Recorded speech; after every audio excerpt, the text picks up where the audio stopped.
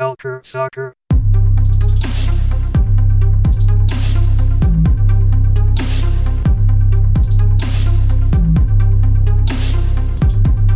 Culture Soccer. Bonjour et bienvenue à ce premier épisode de Culture Soccer à l'érable, donc CS à l'érable. On est très content de vous offrir un nouveau podcast à partir du site de Culture Soccer. Les animateurs pour ce podcast-là, ça va être moi, donc Adi Raphaël, pour ceux qui ne m'auraient pas reconnu. Puis, bien évidemment, de l'autre côté, notre expert de la CANPL, Daniel Cameron. Salut Daniel, ça va bien aujourd'hui? Oui, merci. Et toi, Adi? Ouais, ça va super bien, ça va super bien. Je suis très content de faire ce podcast avec toi. Ça fait quoi, 3 mois qu'on essaie de le préparer, toi et moi. Donc, on a vraiment hâte à faire ça. Je sais pas si toi, tu es aussi excité que moi cette fois-ci. Ben, bien sûr, là, moi aussi, j'attendais ce moment avec impatience, là, je te rassure. Ben, c'est ça, je suis pas tout seul, je suis pas tout seul dans la game, là. Ben, c'est ça, donc le but, c'est, vu que ça s'appelle CS à l'érable, donc Culture Soccer à l'érable, ça va être très simple. On va couvrir tout ce qui est canadien, tout le côté canadien. On sera les deux qui seront là à chaque semaine. Donc, ce sera un podcast hebdomadaire où on va parler de 5 compétitions, les 5 compétitions qui nous concernent, nous, en tant que Canadiens. C'est sûr, de temps en temps, on va faire des petites apparitions dans le podcast normal qu'on voit sur Culture Soccer. Mais là, il y aura ce podcast-là pour ceux qui veulent se concentrer sur les nouvelles canadiennes. Est-ce que, commençons déjà en premier, on va parler des compétitions qu'on va couvrir, des compétitions, soit des équipes qu'on va couvrir. On commence par la Voyageurs Cup. Je te laisse présenter, Daniel, le Voyageurs Cup. Parle-nous un peu de la Voyageurs Cup, de son histoire et de ce que ça veut dire pour tous les Canadiens et le soccer canadien. Eh bien, la Voyageurs Cup, qui est maintenant appelée le championnat canadien, en fait, c'est pas un championnat, c'est une coupe. Et c'est la compétition qui permet de se qualifier à la Ligue des champions de la CONCACAF. Le format, en fait, elle a été créée en 2002. Elle a été qualificative pour la Ligue des champions depuis 2008. Et en fait, depuis cette année, il y a eu des nouveaux clubs qui se sont rajoutés. Et ces clubs, ce sont les clubs de la CANPL. Donc, actuellement, on est rendu au stade des demi-finales et la semaine prochaine, il y aura les demi-finales entre le Toronto FC en MLS et le Ottawa Fury en USL Championship. Et l'autre demi-finale opposera l'Impact de Montréal en MLS contre le Cavalry FC, le champion de printemps de CanPL. Exactement. Et si vous suivez ce qui se passe sur Culture Soccer, vous le savez déjà. Et c'est magnifique parce que en plus, on voit 3 ligues qui sont représentées. Donc, la MLS, la USL et la CanPL qui sont représentées dans ces demi-finales-là. En fait, ouais, effectivement. Par contre, j'ai oublié de préciser que il y a eu 2 autres ligues qui ont été représentées dans cette édition 2019, qui sont la Première Ligue de soccer du Québec, le championnat semi-professionnel au Québec, et la Ligue One Ontario, qui est le championnat semi-professionnel ontarien. Donc, le champion de chacune de ces compétitions, ont été qualifiés pour cette édition.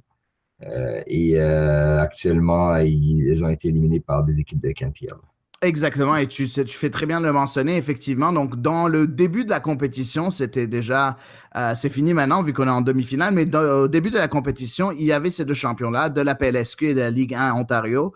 On avait d'un côté, on avait Blainville et de l'autre côté, Blainville pour représenter la PLSQ, qui était le champion de la PLSQ. Et puis, de l'autre côté, on avait pour la Ligue 1 Ontario, c'était Vaughan qui était là pour représenter le côté ontarien. Puis bon, les deux ne font plus partie de la course maintenant. On est au stade de demi-finale et même au stade de demi-finale, on a 3 ligues représentées, ce qui est quand même assez intéressant parce que beaucoup pensaient que ça allait être juste la MLS et la USL vu que ou la MLS et la CanPL. Finalement, on a trois ligues représentées et c'est dû à quoi?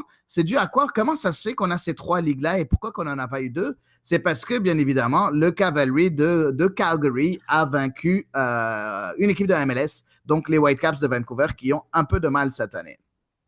Donc, c'est ça. Effectivement, c'était tout un match pour ceux qui l'ont suivi. Le Cavalry qui impressionne sur tous les tableaux, que ce soit dans la Voyageurs Cup ou que ce soit dans la CanPL, qui était champion de printemps. De toute façon, on reviendra là-dessus plus tard. Actuellement, même Ottawa Fury a eu beaucoup de difficultés à s'en sortir contre le HFX Wanderers de Halifax. L'Impact de Montréal aussi est passé de justesse contre le York 9 FC en CanPL. Donc, ça a été assez disputé.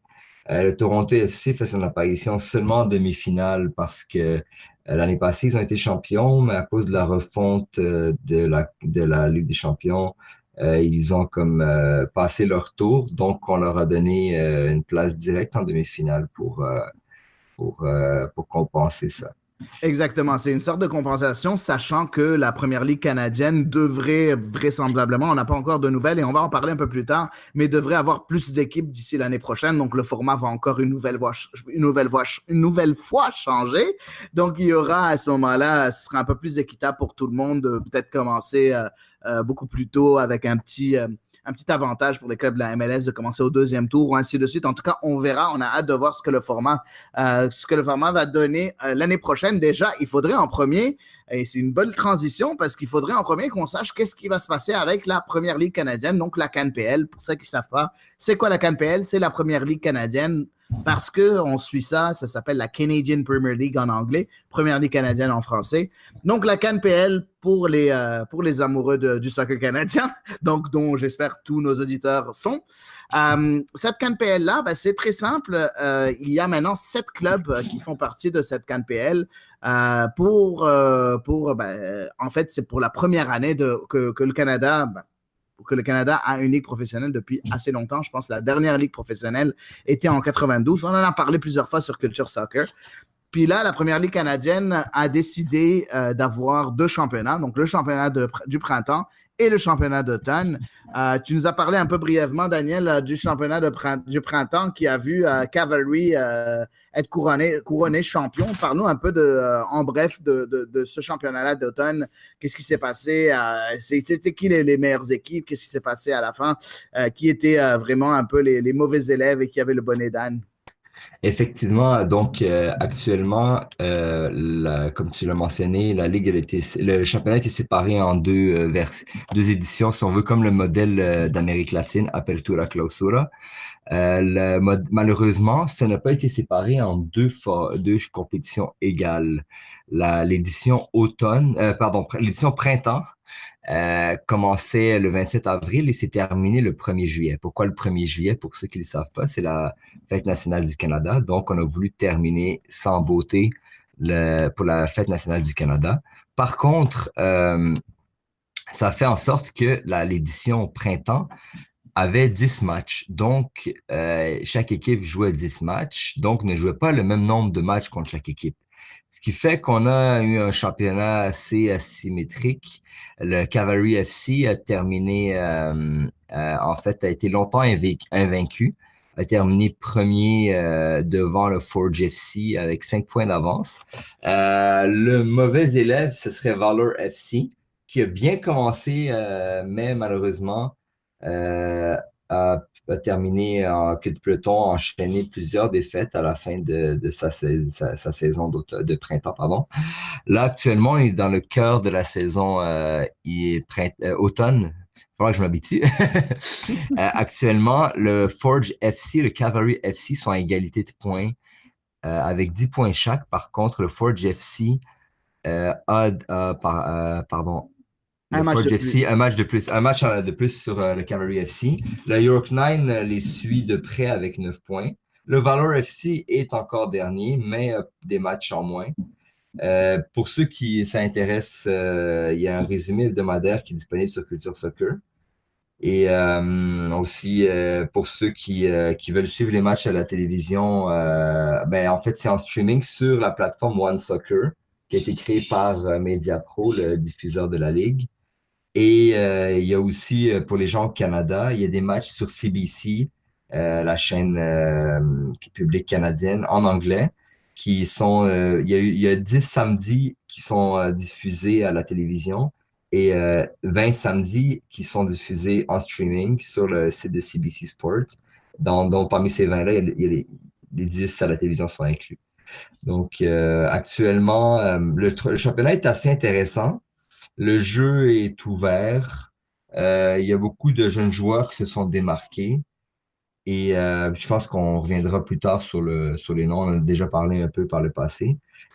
Et par contre, ma principale déception, au-delà de la symétrie du championnat, parce que oui, comme je l'avais dit, il y a 10 matchs en saison printemps, mais il y en a 18 en saison automne. Et ces 18 matchs, ça veut dire que chaque équipe va affronter ses adversaires 3 fois. Et comment ça fonctionne, c'est que le champion de printemps affrontera le champion automne.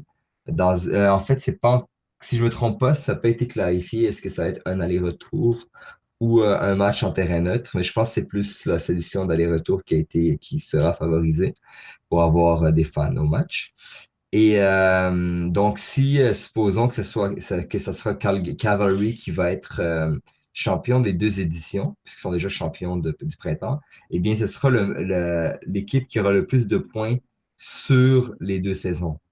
C'est Donc, ça. Donc, si on accumule les points de la session du printemps et les points de la session d'automne, puis celui qui est deuxième derrière Cavalry, c'est lui qui jouera cette finale-là. Donc, c'est parfait. Effectivement, donc, c'est quand même assez intéressant. Il faut pas oublier, comme j'ai dit, c'est la première saison de la Première Ligue canadienne. Moi, je suis sûr que le format va évoluer dans le temps. On a parlé, bien évidemment, des expansions possibles pour la CanPL. On parle souvent, il n'y a pas encore d'équipe québécoise encore dans cette CanPL-là, ce qui est vraiment dommage parce qu'on est quand même dans la deuxième province la plus peuplée du Canada, au Québec, puis on n'a aucune équipe qui représente la province.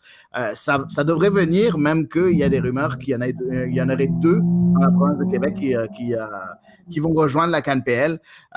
En date d'aujourd'hui, il y en a 7. Je vous conseille d'aller voir, il y a sur notre site Culture Soccer, Daniel avait écrit un super bel article sur les expansions avec plusieurs possibilités d'expansion un peu partout.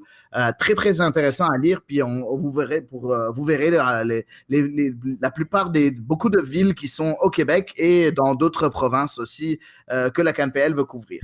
On s'entend aussi que dans le long terme, la CanPL veut avoir une deuxième et une troisième division, mais ça, c'est dans le très long terme. On parle de dans 10 ans.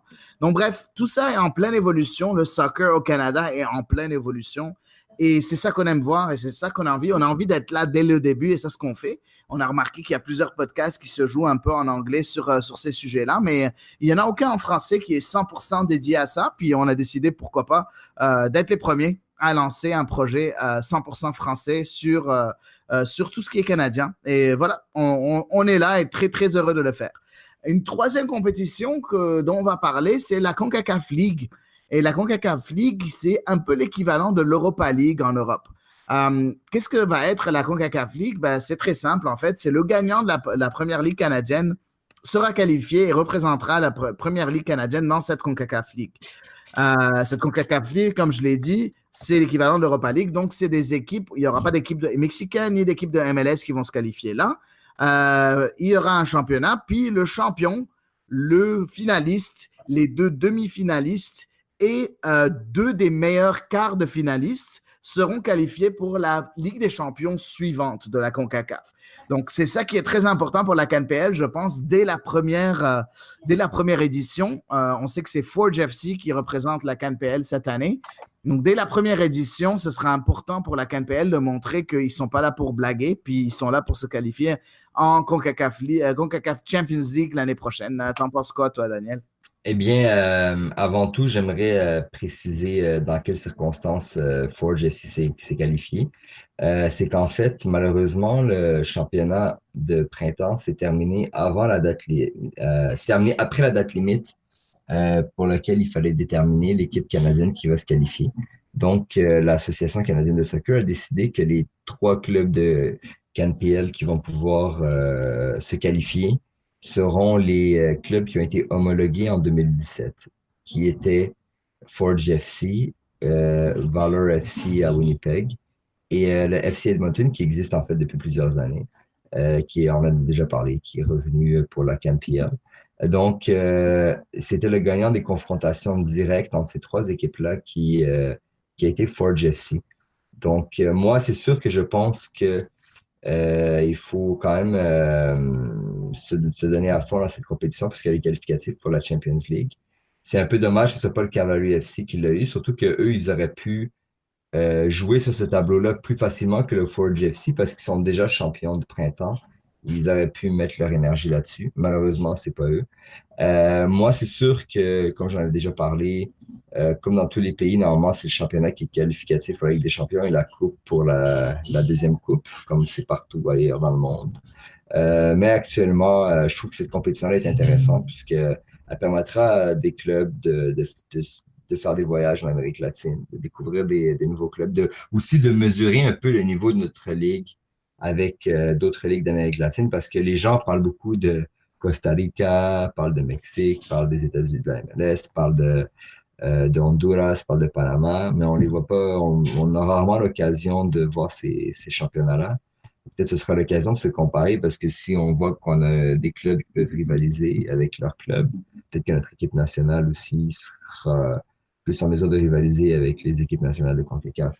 Oui, on arrivera là, bien évidemment. Parlons en premier de cette CONCACAF League Oui. de cette année. Donc, tu as mentionné comment s'est qualifié Forge pour cette édition-là. Ce sera différent dans le futur parce que ce sera le gagnant de la CANPL qui sera directement qualifié pour la CONCACAF League à partir de l'année prochaine. Cette année, ils ont dû trouver une manière alternative. Pourtant, Forge FC a été choisi. Donc, en fait, c'est elle qui a eu l'honneur de représenter la CANPL dans cette compétition-là.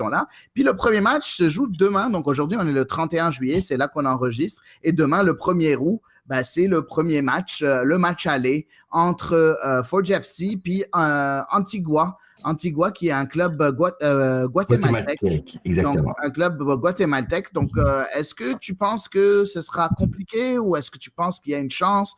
Est-ce que tu connais un peu le niveau guatémaltèque, Daniel? Qu'est-ce que tu en penses? Honnêtement, j'ai jamais eu l'occasion de voir un club du Guatemala. Peut-être dans le temps où l'Impact de Montréal avait joué. Je crois que l'Impact avait déjà joué contre un club guatémaltèque.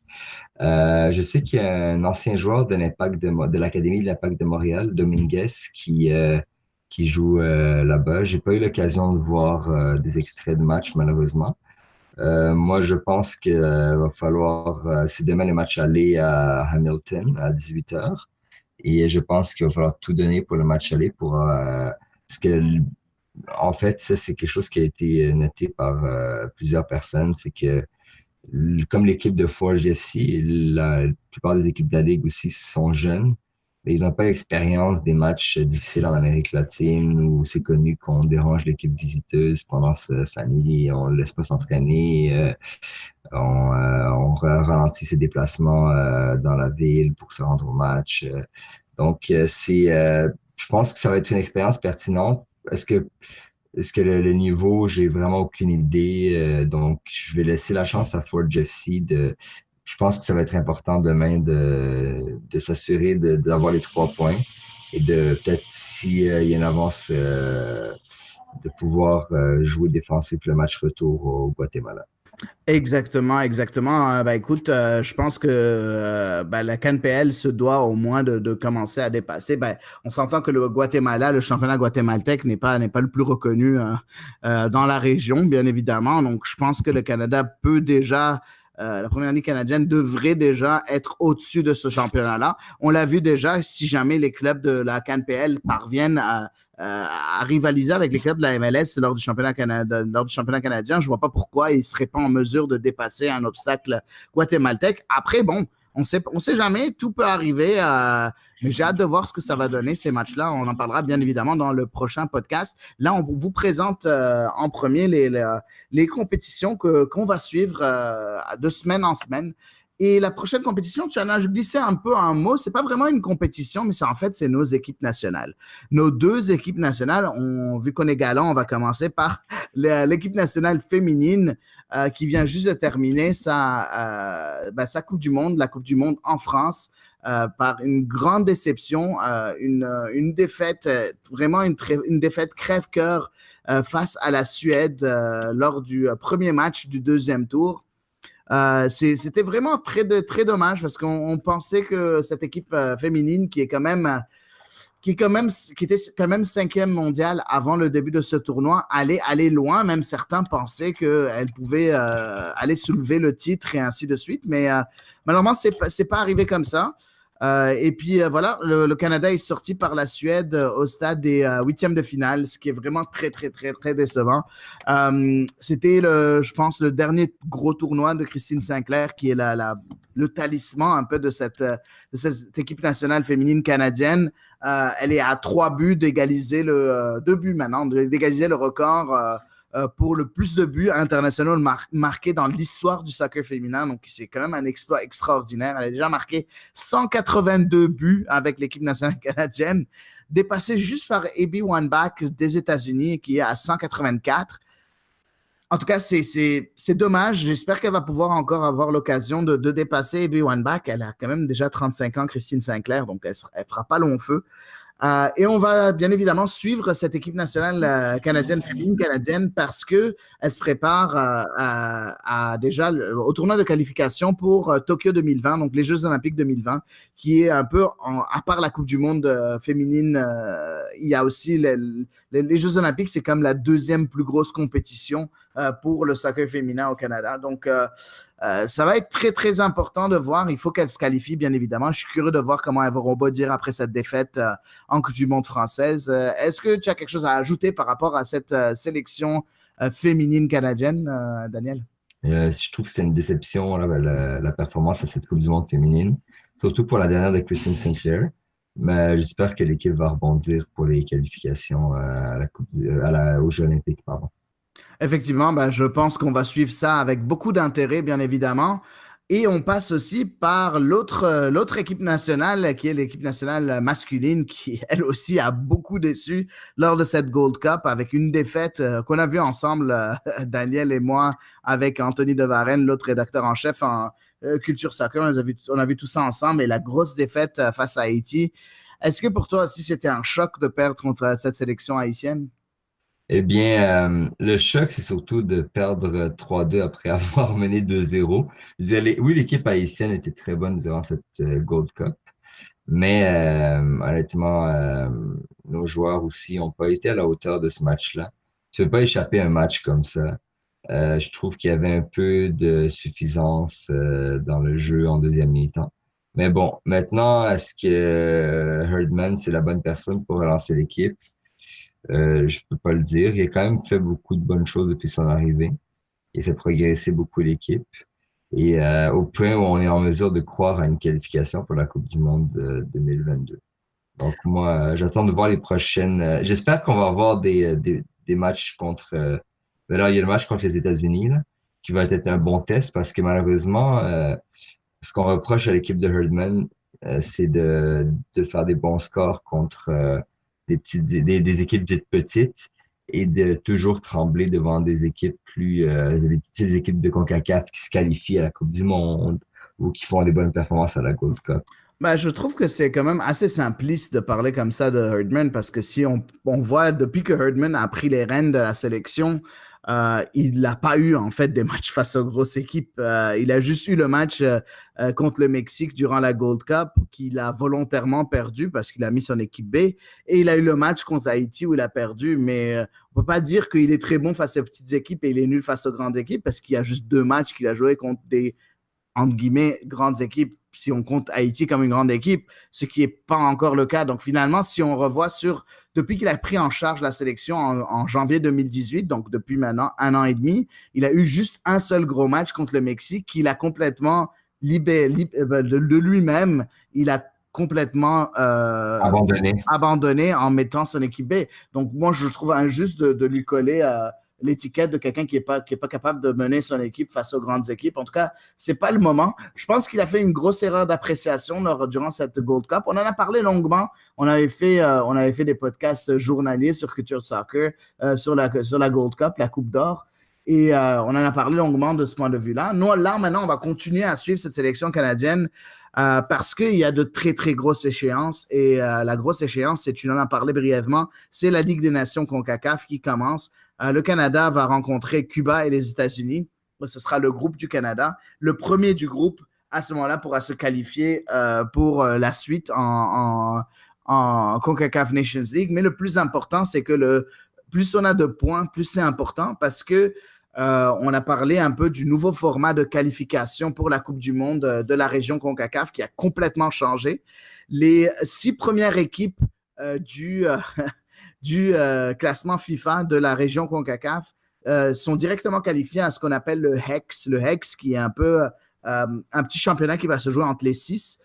Durant cette compétition-là, qui se jouera entre les 6 premiers classés lors du classement FIFA de juin 2020, les 3 premières vont se qualifier directement en Coupe du Monde et le 4e va jouer un match contre le champion de l'autre championnat qui se déroulera entre toutes les équipes en dessous de la 6e position du classement FIFA en juin 2020. Donc, les 7e à 35e, ces équipes-là vont jouer un championnat. Le champion de ce championnat-là, de 7 à 35, donc c'est 28 équipes, ce championnat va jouer contre le 4e du HEX. Donc, on s'entend que faire partie du HEX te donne un beaucoup plus gros pourcentage de te qualifier en Coupe du Monde que si jamais tu fais partie des 28 autres équipes, même si les 28 autres équipes sont bien plus faibles. Donc, ce sera important pour le Canada qui est classé maintenant, je pense, 9e de cette région CONCACAF en date d'aujourd'hui.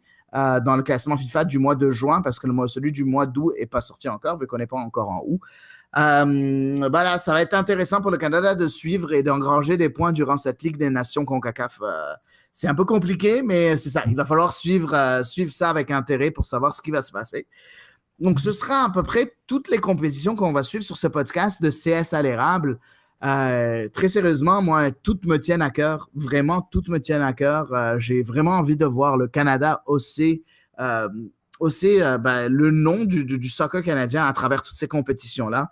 J'ai vraiment hâte de voir ce que ça va donner parce qu'il y a beaucoup de talent au Canada. C'est juste qu'ils n'avaient jamais eu l'occasion de se faire valoir. Je ne sais pas ce que tu en penses, toi, Daniel. Est-ce que tu penses qu'au Canada, on avait ce talent-là? C'est juste que les joueurs n'avaient pas l'occasion de se montrer, en fait. Ben, c'est inévitable, en fait, parce que si t'as pas entre autres, de championnat, que ton équipe nationale n'est pas très médiatisée ou qu'elle ne se qualifie pas pour des compétitions ou se fait sortir rapidement, ben, c'est sûr que les joueurs sont pas vraiment, les joueurs et les joueuses ne sont pas valorisés parce qu'on parlait de la CanPL, mais, c'est sûr que ça en reviendra peut-être une autre fois, mais est-ce qu'il y a peut-être moyen de faire aussi une Ligue canadienne féminine parce que on a vu avec l'équipe nationale féminine, il y a un peu de surplace qui se fait. Est-ce que la solution, ça serait pas de faire une CanPLF? Ça peut être une solution aussi, parce que là, on voit que la CanPL, qui avait beaucoup de talents canadiens qui sont revenus au Canada après avoir été un peu partout dans le monde. Donc, et l'équipe nationale ne s'en portera que mieux parce qu'il faut pas oublier que le Canada n'a pas la population du Mexique, n'a pas la population des États-Unis. Et donc, on peut pas se contenter de quelques joueurs qui percent ici et là. Il faut vraiment que tous nos talents puissent éclore pour qu'on puisse concurrencer les autres équipes de la CONCACAF. Exactement, et c'est une très bonne chose que tu mentionnes ici. Peut-être qu'il faudrait effectivement penser à ouvrir une CanPL féminine. Ce serait quand même, ça va beaucoup aider le sport ici. Après, beaucoup de personnes pensent qu'il ne faut pas vraiment le faire qu'il y a d'autres problèmes au sein de la sélection, ce qui est très possible. On en parlera bien évidemment dans le futur. Mais moi, ce que j'aimerais bien, parce que j'aimerais voir les bienfaits de cette première ligue canadienne en date d'aujourd'hui, moi, il y a beaucoup de joueurs que j'ai découverts, que je ne connaissais pas vraiment très bien. Je pense bien évidemment à Manny Aparicio, je pense bien évidemment à Noah Verhoeven, je pense à Nico Pasquati. En tout cas, il y a de très, très bons joueurs que j'avais pas vus et que je vois jouer maintenant et qui, je pense, pourraient avoir peut-être une chance de se faire valoir en tant que, par exemple, ou bien j'en ai parlé un peu dans ma chronique, par exemple, Luca Gasparotto, qui pourrait être le 4e défenseur central de l'équipe nationale canadienne, qui a été très bon. Il a juste 23 ans, il est excellent avec Yorkline FC. Ces joueurs-là, on ne les connaissait pas. Et pouvoir jouer au Canada, être aussi proche, permettre aux sélectionneurs de les voir jouer à chaque semaine et avoir rapidement accès à ces joueurs-là, c'est quelque chose quand même d'inestimable pour cette sélection nationale masculine. Tu penses quoi de ça? Effectivement, c'est juste que honnêtement, ça a tombé à un moment où l'équipe nationale avait honnêtement L'équipe nationale canadienne, depuis que j'ai jamais vu autant de talents rassemblés dans la même équipe. Donc, c'est un peu plus difficile pour les joueurs de la CanPL d'être sélectionnés, mais ça reste quand même un bassin intéressant de joueurs pour le sélectionneur, surtout pour les équipes de jeunes. Et surtout, là, on voit à court terme, mais à long terme, est-ce que ces clubs vont avoir des équipes réserves, des centres de formation? Parce qu'on peut pas, actuellement, les équipes de jeunes canadiennes U17, U20 sont composées presque exclusivement des joueurs des trois équipes canadiennes en MLS. Est-ce que ça veut dire qu'il n'y a pas d'autres talents ailleurs ou est-ce que ça veut dire que le sélectionneur, il se contente de regarder ces trois académies et il sélectionne les meilleurs joueurs? Alors que peut-être qu'il y aurait d'autres talents ailleurs qui n'ont pas pu éclore parce qu'ils n'ont pas pu bénéficier d'un centre de formation, d'une académie comme celle de l'Impact ou de TFC ou des Whitecaps. Donc moi, je pense que ça ne peut n'être que bénéfique d'avoir un plus gros bassin de joueurs pour avoir le plus de joueurs possible. Parce qu'il faut de la profondeur dans une équipe nationale. Une équipe nationale, c'est pas 11 joueurs, c'est pas 16 joueurs, c'est pas 23 joueurs, c'est tout un pays. Oui, effectivement, c'est tout un pays, comme tu le dis. C'est tout un collectif, en fait. C'est tout un groupe. Quand on va en compétition, on va avec 23 joueurs. Les 23 joueurs, ils ont tous chacun un rôle. Et comme tu le dis si bien, c'est pas 11 joueurs seulement sur le terrain. C'est pas les 15 qui vont jouer. Non, c'est les 23 qui ont chacun un rôle. Et voilà, ça va être important d'avoir ces joueurs-là disponibles et les voir jouer, comme j'ai dit, être assez proche. Parce que souvent en Europe, quand les joueurs jouaient en quatrième, cinquième, sixième division en Europe, il y avait beaucoup moins de visibilité. C'était plus difficile pour les sélectionneurs de les voir. Là, il a accès à ces joueurs-là. Donc peut-être que effectivement, c'est vrai qu'il y a beaucoup de talent, mais par exemple, on en a parlé longuement lors des équipes nationales canadiennes. On a deux postes, bah, surtout un poste où il y a un gros problème, c'est au poste de latéral gauche, où il y a un gros problème, où on n'a pas de latéral gauche, à part Marcel De Jong qui s'était blessé, qui joue en KPL, mais qui s'était blessé au début de la saison. Donc, on n'a personne d'autre. Peut-être qu'à ce moment-là, le sélectionneur va pouvoir piocher là-dedans. En tout cas, on verra. On verra. J'ai vraiment hâte de voir ce que ça va donner. En tout cas, je pense que c'est bénéfique dans tous les cas. Quoi que ça arrive, s'il y a des joueurs de CanPL lors de dans l'équipe nationale canadienne ou non, je pense que c'est important que le sélectionneur puisse les voir de semaine en semaine. Effectivement, c'est inévitable. C'est sûr que ça rajoutera à l'attrait de la Ligue que des joueurs soient appelés en équipe nationale parce que ça encouragera d'autres joueurs à revenir au pays. C'est un peu l'œuf ou la poule. Qu'est-ce qui enclenche quoi? Est-ce que c'est la CanPL qui va enclencher l'intérêt du sélectionneur? C'est l'intérêt du sélectionneur qui va enclencher l'intérêt pour la CanPL. C'est tous des éléments qui, une fois que tout est lancé, les choses vont suivre d'elles-mêmes. Exactement, exactement. En tout cas, on va être très heureux de vous présenter toutes ces compétitions-là, d'en parler avec bien évidemment des invités de temps en temps, des gens de Culture Soccer qui vont faire leur apparition, bien évidemment, à notre podcast. Ce sera un podcast 100% fait pour les Canadiens francophones. Tous les Canadiens francophones, partagez notre émission, parlez de nous. À chaque semaine, vous aurez une belle surprise, je suis sûr. Écoute, Daniel, merci beaucoup de te joindre à l'aventure avec moi. Je suis super content de faire équipe avec toi pour ce podcast. Bien, c'est moi qui te remercie, honnêtement. Il était temps qu'il y ait du contenu en français exclusivement réservé à l'actualité canadienne. Et comme vous avez vu mon Twitter, Actualité Soccer Canadien, c'est un peu ma mission. Donc, actuellement, je pense qu'on va avoir beaucoup de plaisir et on va pouvoir, j'espère, susciter l'intérêt des gens qui voulaient en savoir un peu, mais qui n'arrivaient pas à trouver du contenu en français. Peut-être nos émissions hebdomadaires, ça va vous permettre déjà de vous intéresser davantage. Peut-être comme ça, quand il y aura des matchs de l'équipe nationale, vous allez savoir ça va être quand il y aura des matchs de CanPL, quand il y aura des clubs de CanPL au Québec, on l'espère bien. Vous allez déjà en connaître un peu sur la Ligue. Donc, j'espère que ça va être bénéfique pour tout le monde. Exactement, j'en suis sûr en tout cas. Ben écoute, merci encore Daniel de t'être joint à moi. Je souhaite à tout le monde une bonne soirée, une bonne journée, puis écoute, écoutez-nous la semaine prochaine. On sera là et on sera là toutes les semaines, bien évidemment, pour vous offrir ce contenu-là. Merci encore. À la prochaine. Soccer.